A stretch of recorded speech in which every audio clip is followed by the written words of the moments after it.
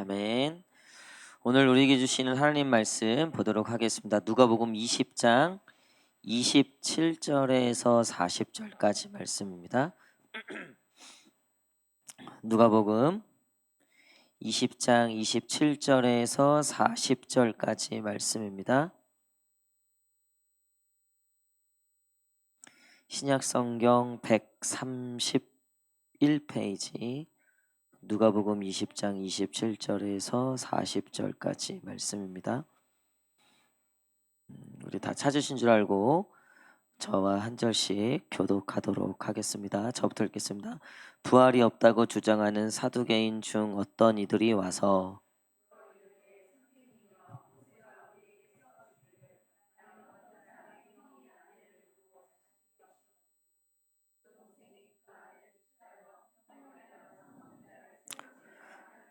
그런데 7형제가 있었는데 마지가 아내를 취하였다가 자식이 없이 죽고 일곱이 다 그와 같이 자식이 없이 죽고 일곱이 다 그를 아내로 취하였으니 부활 때에 그 중에 누구의 아내가 되리이까.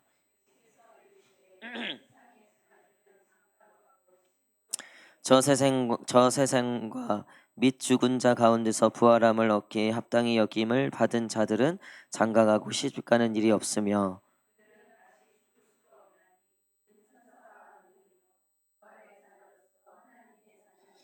죽은 자가 살아난다는 것은 모세도 가시나무 떨기에 관한 글에서 주를 아브라함의 하나님이요 이삭의 하나님이요 야곱의 하나님이라 칭하였나니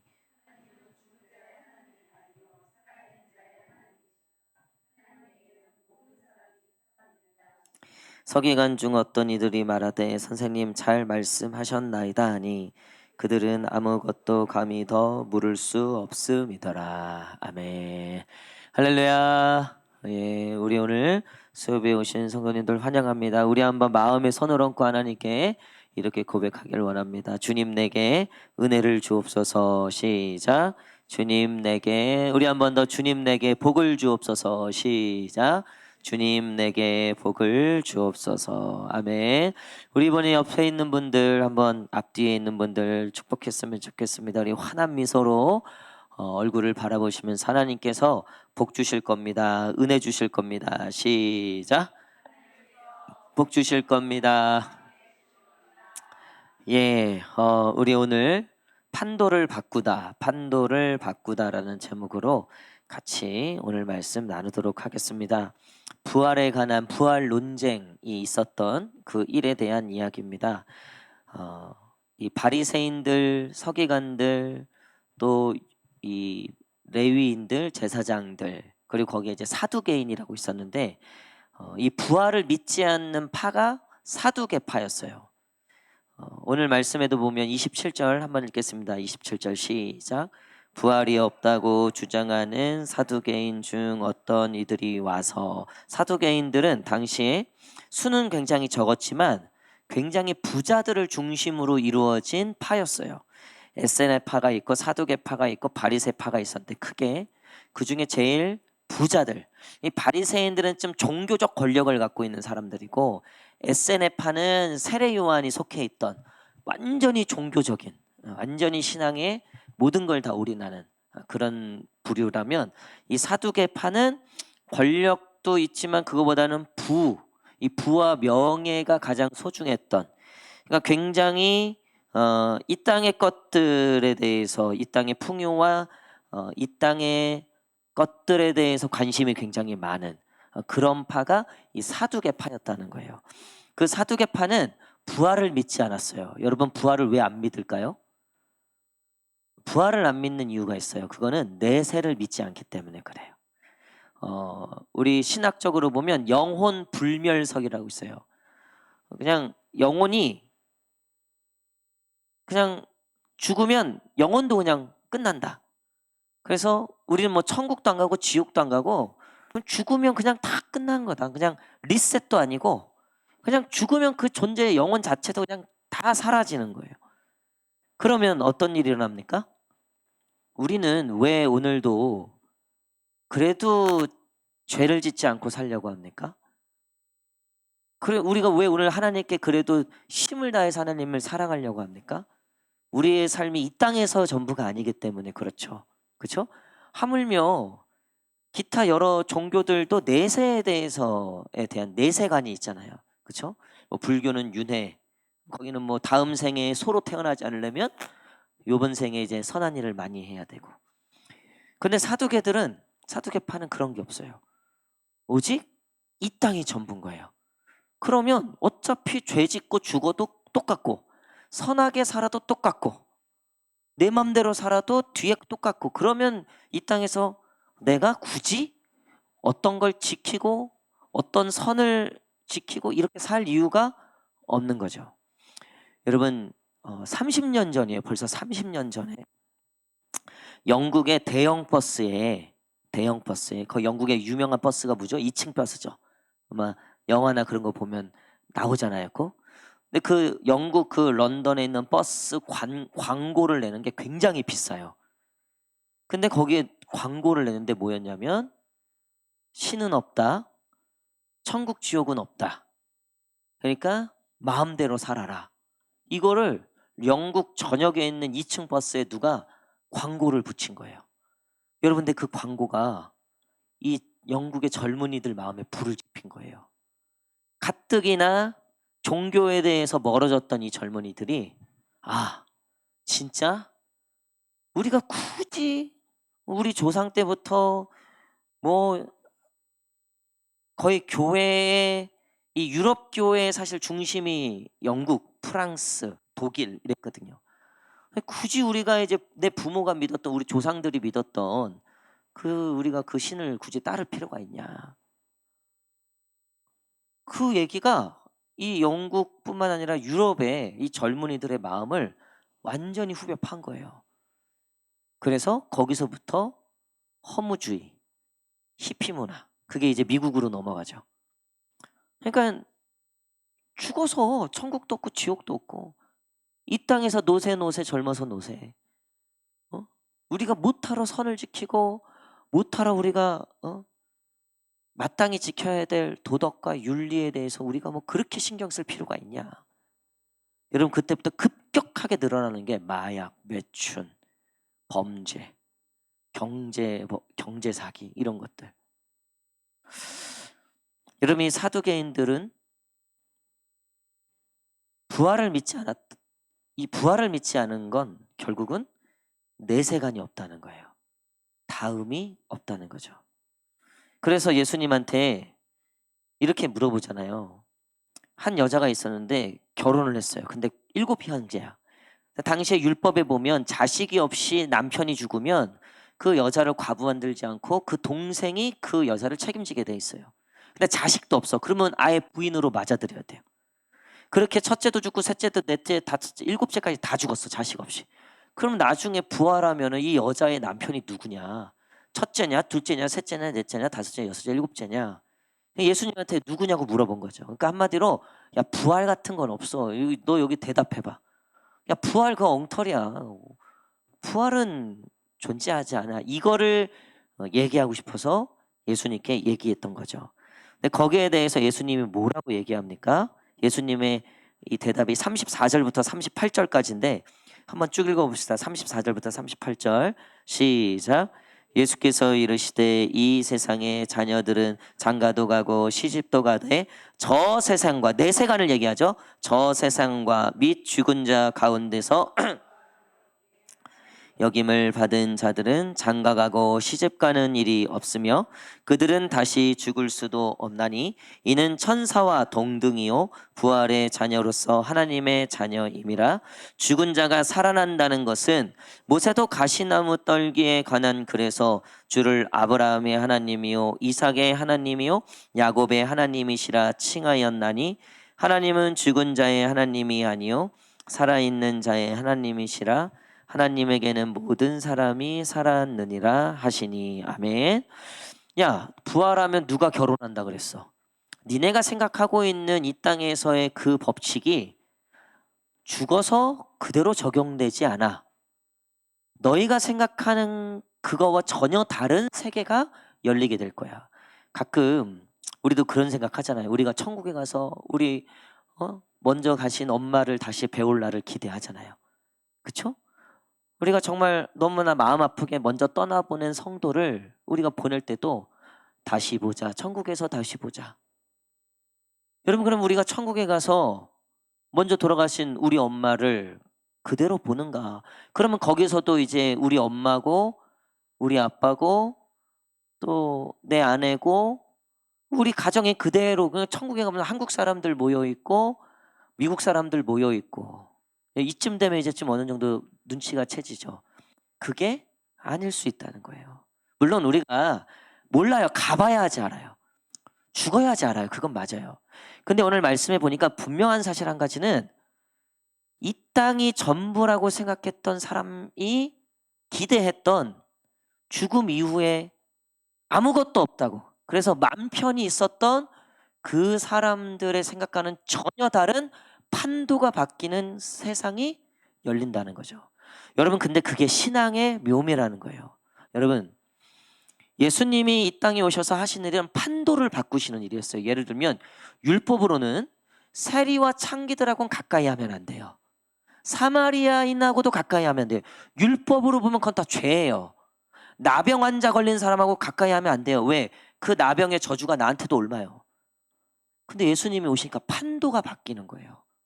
나병을 만지니까 예수님이 나병의 저주를 받는 게 아니라 예수님의 권세로 나병이 풀리는 역사가 일어나는 거죠. 예수님이 만나주시니까 세리와 창기들이 구원을 받는 역사가 일어나는 거죠. 할렐루야. 여러분, 부활의 신앙은 이것을 그림자로 우리한테 알려주시는 거예요. 여러분, 우리는 결국 저 천국에 가서 하나님의 완전한 나라에 들어가게 될 줄 믿습니다. 이 땅은 여전히 부족해요. 여러분, 우리가 늘 고민하는 게 뭡니까? 도대체 하나님이 살아계시면 어떻게 이런 일이 일어날 수 있을까라고 하는 거죠. 오늘 홍종인 집사님이 기도 시간에 말씀하셨지만 미얀마에 지진이 일어났는데 저희가 내년에 인차 선교에 내년 그 국가가 미얀마예요, 사실은.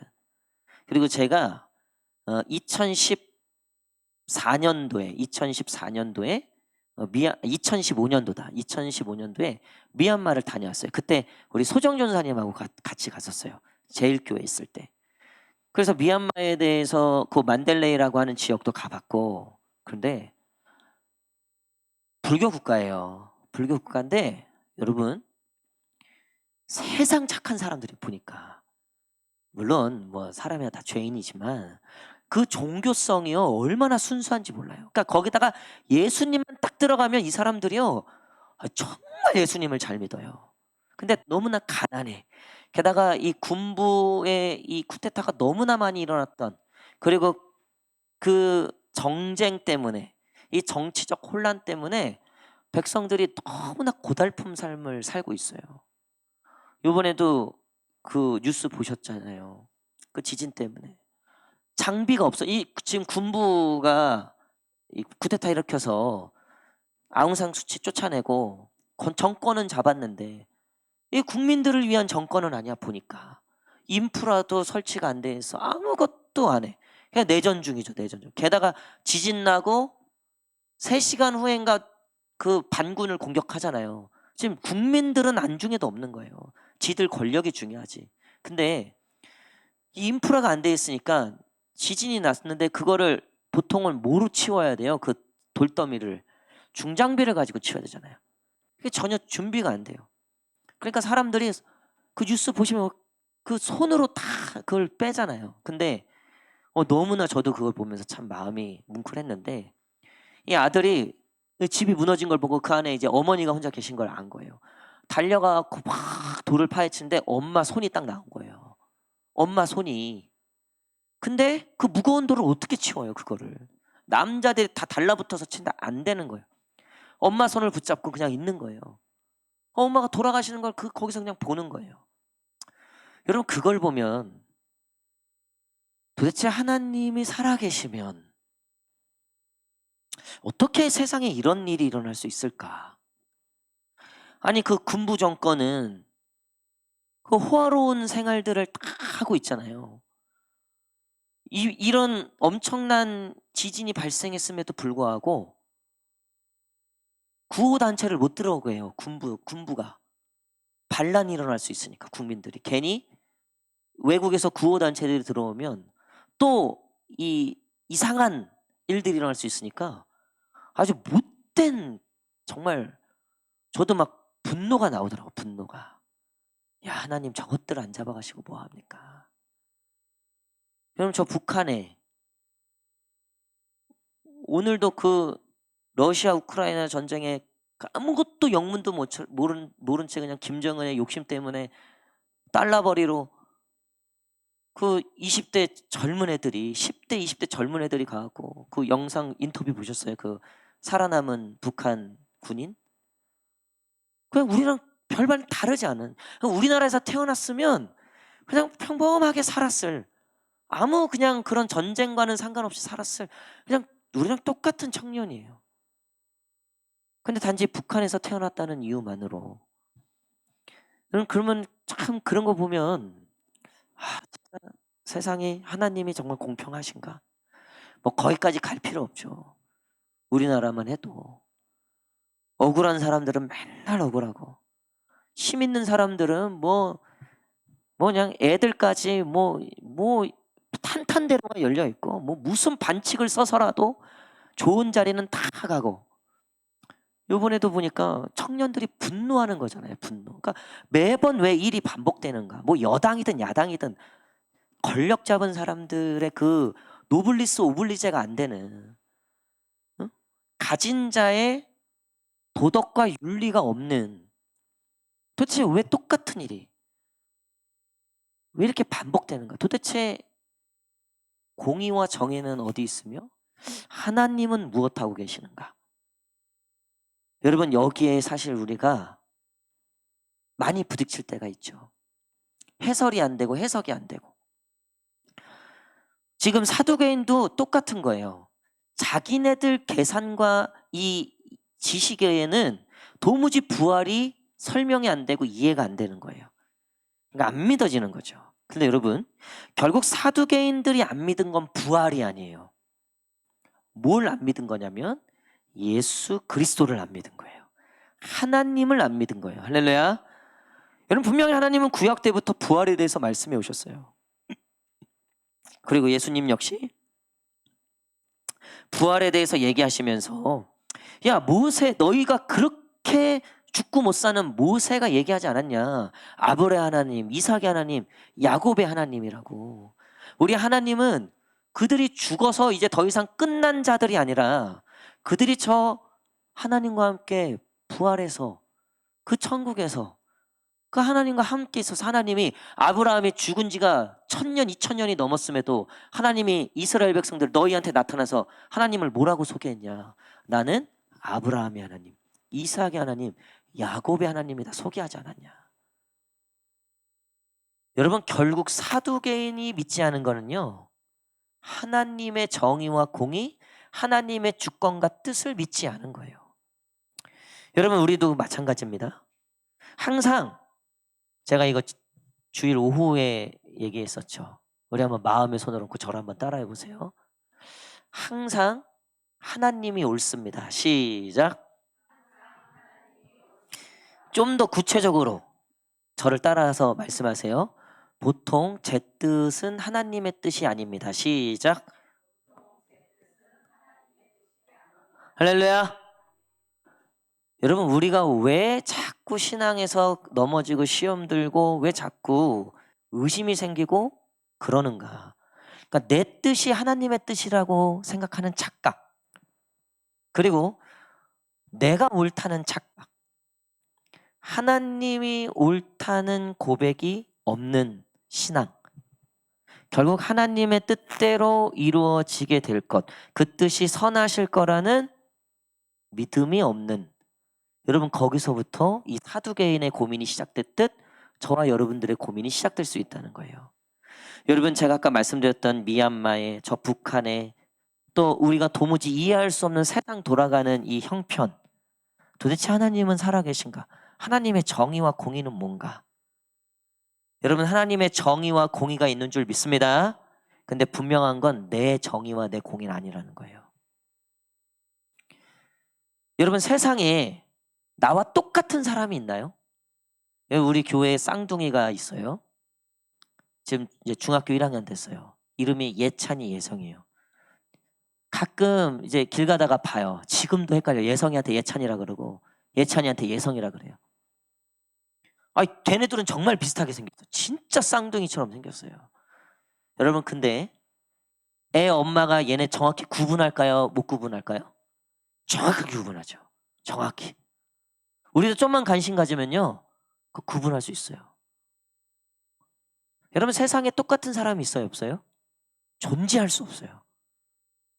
컴퓨터가 아무리 발달해도요, 인간을 똑같이 만들어낼 수 없어요. 아무리 복제를 해도요, 인간과 똑같은 존재로 만들어낼 수 없어요. 결정적으로 뭘 못 만들어내요?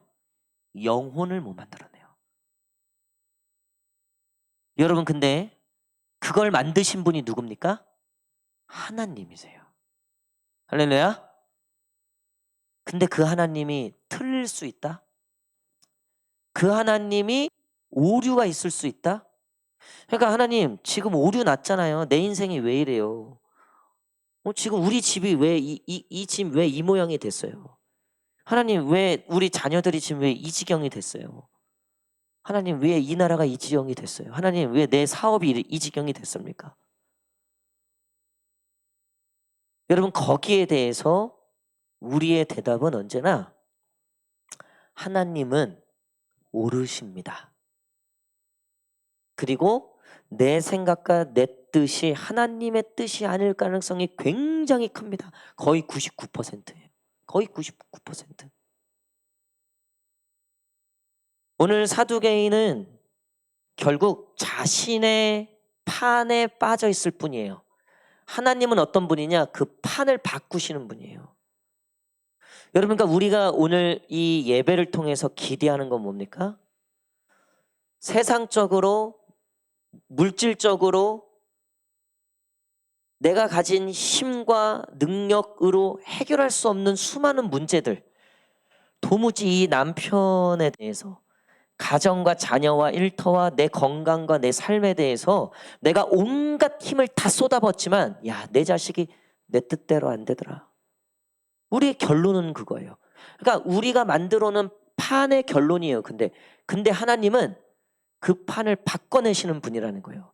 그러니까 사두개인들은 전혀 생각하지 못하고 도무지 이거를 상상조차 못하는, 근데 하나님은 그 일을 하시는, 부활이 없다는 이 핑계로, 이 논리로, 저 논리로 사두개인은 부활이 없다는 논리를 수만 가지를 만들어서 그렇게 믿고 살고 있었어요. 근데 예수님이 딱 오셔서 한 방에 그들의 침묵을, 자 39절 40절 한번 읽겠습니다. 39절 40절 시작. 서기관 중 어떤 이들이 말하되 선생님 잘 말씀하셨나이다 하니 그들은 아무것도 감히 더 물을 수 없음이더라. 아멘. 여러분, 그 하나님 앞에 딱 서면요, 우리가 더 물을 수 있는 게 있는가 따지고 싶죠. 하나님께 이건 도대체 왜 그럽니까? 저건 도대체 왜 그럽니까? 여러분, 그 질문이라고 하는 것 할 수 있어요. 하지만 그 질문의 시작은 어디냐면 내가 이해해야지, 내가 뭔가 답을 들어야지 내가 좀 믿을 수 있을 것 같습니다. 도대체 왜 그러셨는지 모르겠습니다. 이 질문이거든요. 여러분, 오늘 하나님께서 저와 여러분들에게 원하는 믿음이라고 하는 것은 하나님은 언제나 무조건 오르십니다. 당신의 뜻이 나에게 이루어질 줄 믿습니다. 내 뜻, 내 생각과 다른 그 모든 것들에 대해서 유연하게, 내 뜻과 내 생각과 다른 결과에 대해서 여유 있게 하나님께 대처할 수 있는 그 믿음, 오늘 저와 여러분들의 믿음이 되기를 간절히 축복합니다. 여러분, 결국 이 믿음이 어디서 나오냐면요, 영적인 것에 관심이 있어야 돼요. 그러니까 사두개인은 부활을 안 믿으니까 이 땅에만 관심이 있다 그랬잖아요. 근데 바리새인들은 어떻습니까? 바리새인들은 종교적인 거는 관심 있어. 종교적인 것은.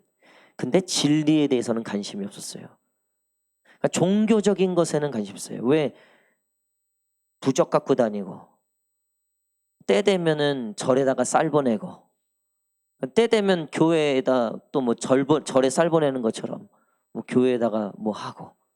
여러분 종교적 행위는 얼마든지 할 수 있습니다. 근데 신앙과 진리는 다른 거죠. 여러분 우리가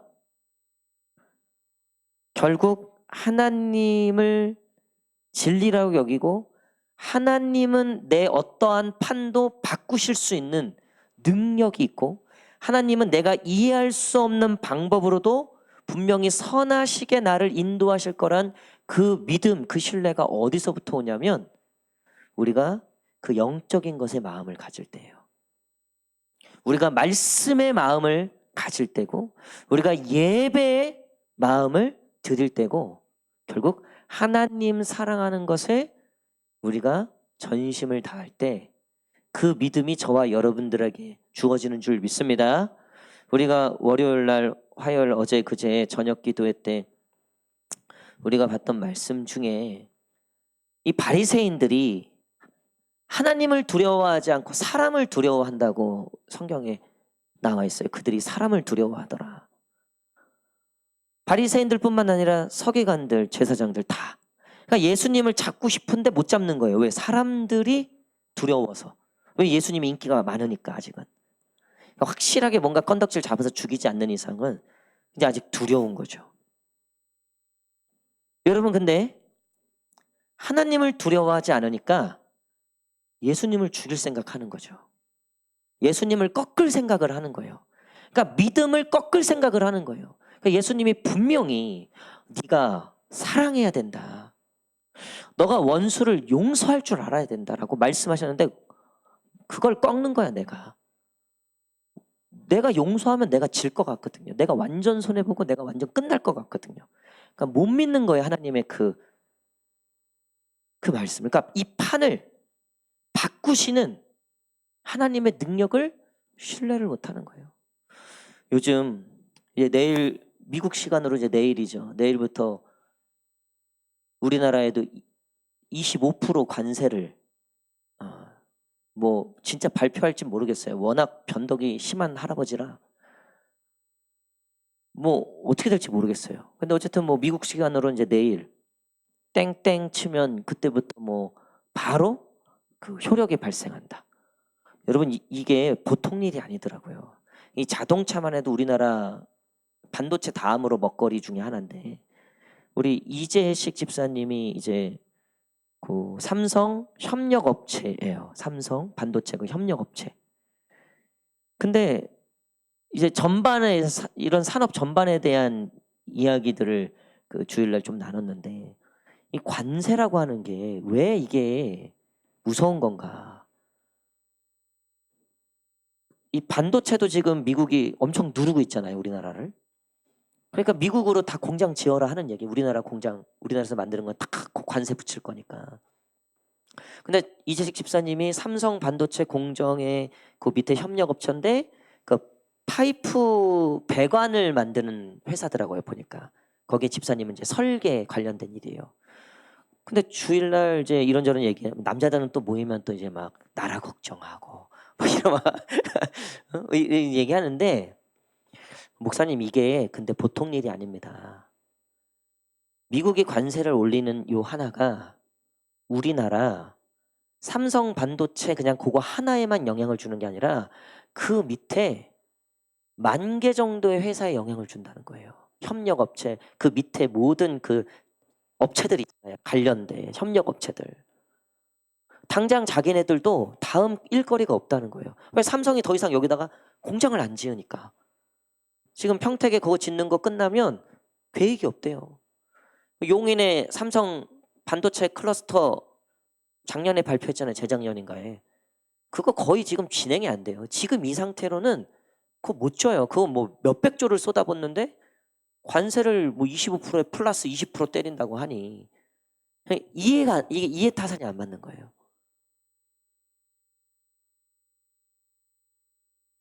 걱정되죠. 염려되죠. 여러분 근데 이런 정말 제가 봤을 때는 도대체 야 이게 정말 이제 세상이 어떻게 돌아가나 이게 진짜 참 걱정입니다. 우리가 정말 기도해야 돼요. 나라와 민족을 위해서 기도해야 돼요. 여러분 그럼에도 불구하고 결국 그 모든 판 가운데 우리가 빼놓지 말아야 할 한 가지가 있어요. 그게 뭐냐면 하나님이 그 판을 엎으실 수 있다는 거예요. 할렐루야. 여러분 그러니까 우리가 힘이 있습니까? 아니, 미국이 하라면 해야지 어떡해요. 뭐 힘이 있어요. 우리나라 미사일도 한 방 비행 전투기도 하나 마음대로 못 올려요. 작전권이 미국에게 있어요. 미국이 허락을 안 하면 항공모함 하나 만들지 못해요. 우리 마음대로 무기 하나 생산을 못해요. 이번에도 또 트럼프가 우리나라 국방이 굉장히 잘 나가거든요. 이 무기가 너무 좋은 거예요. 우리나라 무기가. 유럽에서 미국하고 요즘에 좀 티격태격 하니까 우리나라 쪽으로 눈을 돌린다니까 미국이 벌써 딱 막잖아요. 한국 그거 거래하지 마라. 우리는 그 말 들어야 돼요. 어쩔 수 없어요. 여러분이 어떻게 해야 돼요? 미국하고 적져야 돼요? 어떻게 해야 돼요? 이거 북한은 또 중국은 어떻게 해요? 중국 우리나라 시장에 미국보다 더 큰 시장인데 우리나라에게. 우리나라가 많이 거기다가 수출하고 있는데. 그럼 미국 눈치 보느라고 또 중국하고 또 야 이거 참 또 뭐 이거 정치적으로 또 이것도 나눠지고 이거 어떻게 해야 됩니까? 여러분 이 모든 거에 있어서 오늘 우리의 생각을 뛰어넘고 우리가 할 수 있는 힘과 범위와 능력을 뛰어넘어서 역사하시는 분이 하나님이심을 믿을 때 여러분 정권을 누가 잡든 뭐 시진핑이 어떻고 뭐 푸틴이 어떻고 트럼프가 어떻고 왜 너희는 너희 하나님 아버지를 믿지 못하냐? 오늘 뭘 먹을까 뭘 마실까 왜 세상 사람들이 염려하는 걸 염려하냐? 왜 거기다 목숨을 걸고 거기다 너희의 그 모든 것을 갖다 바치냐? 나를 믿어라. 판도를 바꾸시는 하나님. 여러분 오늘 사두개인을 통한 이 부활 논쟁은요. 이 부활은 기독교의 핵심 중의 핵심이죠. 하나님만이 하실 수 있는 능력 중에 최고의 능력이죠. 거기다가 딴지를 걸었어요. 이거는 하나님 입장에서는 이건 완전히 방어할 뿐만 아니라 완전하게 이거는 단돌이 해야 되시는 문제였단 말이에요. 그래서 이 뒤로도 그렇고 앞으로도 그렇고 이 사두개인에 대해서는 요거 딱 한 가지 등장해요. 대부분 바리새인이나 서기관들 대제사장들이지. 이 사두개인은 요거 한 방 딱 얘기하고 하나님한테 한 방 딱 먹고 깨갱하고 사라져요. 완전히. 여러분 우리도 마찬가지예요. 하나님을 부인하고 하나님의 능력을 거부하고 하나님의 정의와 공의와 하나님의 통치와 하나님의 다스림을 거부하고 자기가 왕이 돼서 자기가 주인 돼서 자기 마음대로 행하는 모든 일들에 대해서 여러분 두려워하지 마시고 겁먹지 마시기를 축복합니다. 여러분 그거는 가만히 있어도 하나님이 알아서 정리하십니다. 그거는 가만히 있어도 하나님이 어느 날 보면 그 악인이 흔적도 없이 사라졌다 고백하잖아요. 다윗이. 여러분 우리의 삶도 마찬가지예요. 우리가 하나님 앞에 하나님을 의심하지 않고 하나님의 그 주권과 하나님의 뜻과 하나님의 그 능력과 하나님의 오늘 주의 백성들에게 선하시게 인도하심을 믿는다면요. 여러분 우리의 모든 염려와 근심, 걱정, 두려움, 절망과 낙심 다 사라지게 될 줄 믿습니다. 우리 옆 사람하고 한번 이렇게 고백했으면 좋겠습니다. 걱정하지 마십시오. 염려하지 마십시오. 시작. 네, 그래도 우리 한 번 더 이렇게 고백합시다. 그래도 여전히 걱정하시네요. 시작. 자, 마지막으로 걱정하지 마십시오. 하나님이 판도를 바꾸실 겁니다. 시작. 할렐루야. 저는 이 판도를 바꾸시는 하나님이 너무 좋아요. 왜냐하면 제가 태어난 제 집안, 제 배경, 제 능력, 제 스펙, 제 실력 이걸로는 절대 목회 성공 못해요. 아니 인생도 성공 못해요. 근데 신이 나는 건 뭐냐면 하나님이 판도를 바꾸시는 분이에요. 약한 자를 들어 쓰셔서 강한 자를 부끄럽게 하시고 이것만 해도 너무 기쁘지 않아요? 막 기대가 되지 않아요? 여러분 판도를 바꾸시는 분은 딱 한 분밖에 없어요. 그게 우리 아버지 하나님이신 줄 믿습니다. 우리에게 어떤 절망과 낙심이 찾아오고 우리가 믿어지지 않고 도무지 난 망했다. 난 끝났다. 난 이제 소망이 없다. 아니에요. 그 소망 없음에도 판도를 바꿔내시는 분이 우리 여호와 하나님이시라는 거예요. 교회도 마찬가지입니다. 우리 교회도 목사님이 우리 직분자들이 우리 교역자들이 물론 참 중요한 역할들을 맡고 계시죠. 또 리더십들이라든가 우리 봉사하시는 분들이라든가 너무나 중요하죠. 그분들이 없으면 안 되죠. 하지만 여러분 안 되지도 않아요. 결국 하나님이 이 교회를 이끄시면 어린아이를 통해서도 아니 돌들을 통해서라도 하나님이 역사하시고 하나님이 찬양을 받으실 줄 믿습니다. 우리 부서가 요즘 조금 분위기가 좀 거시기한데 요즘 우리 사업이 좀 그렇고 요즘 집값이 떨어지고 이자는 조금 내렸더라고요. 그래봤자 독인 객긴이지만 근데 우리 교회 이 대원하는 이 신협에서는 아직도 연락이 없어서 제가 요즘 조금 이것도 뭐가 또 잘못된 건가 유지재단에서 아직 이게 안 넘어오는 거예요.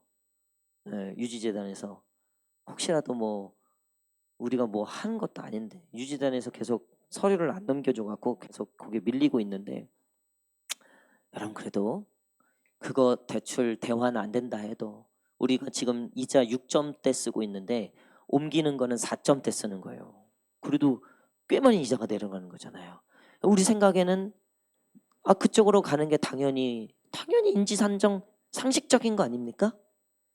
근데 하나님이 아니다 하실 때가 있다는 거예요. 근데 결국 상식적이지 않은 그 일이 하나님이 역사하셔서 판도를 바꾸는 시작이 될 수 있다는 거예요. 이렇게 생각하면요. 절망할 거 없고 낙심할 거 없고요. 오히려 기대가 되는 거죠. 우리 자녀들에 대해서도 이 믿음을 회복하시기를 축복합니다.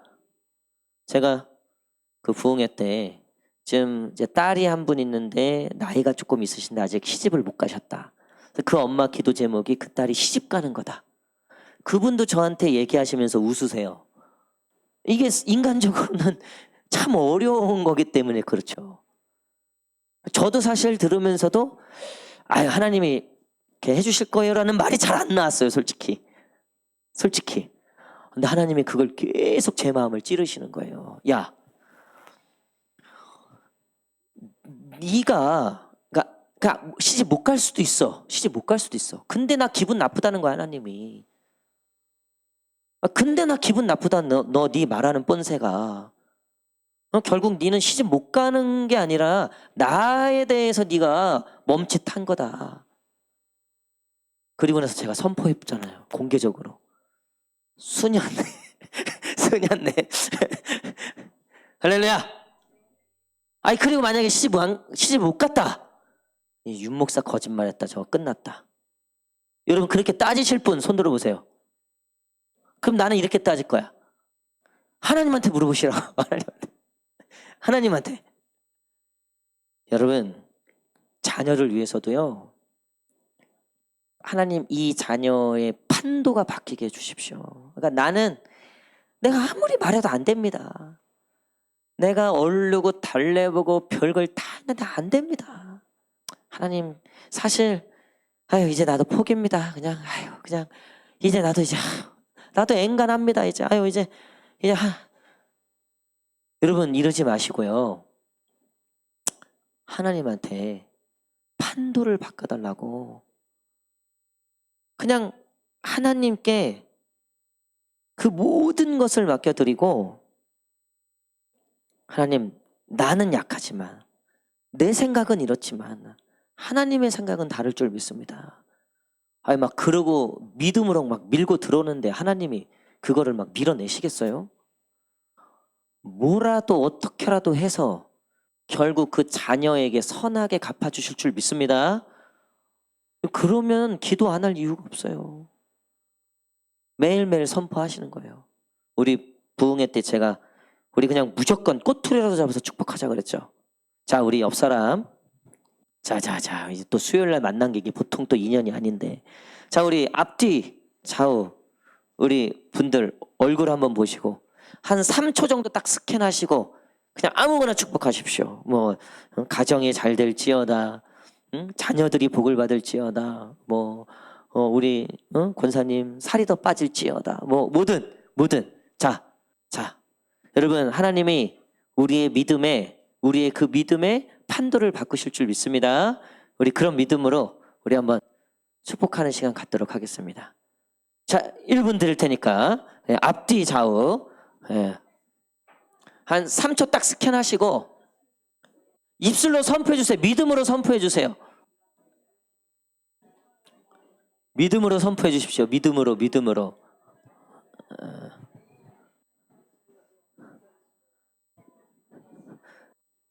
자, 또 옆에 있는 분들 축복해 주세요. 반대편에 있는 분들 축복해 주세요. 반대편에 있는 분들도 축복해 주세요.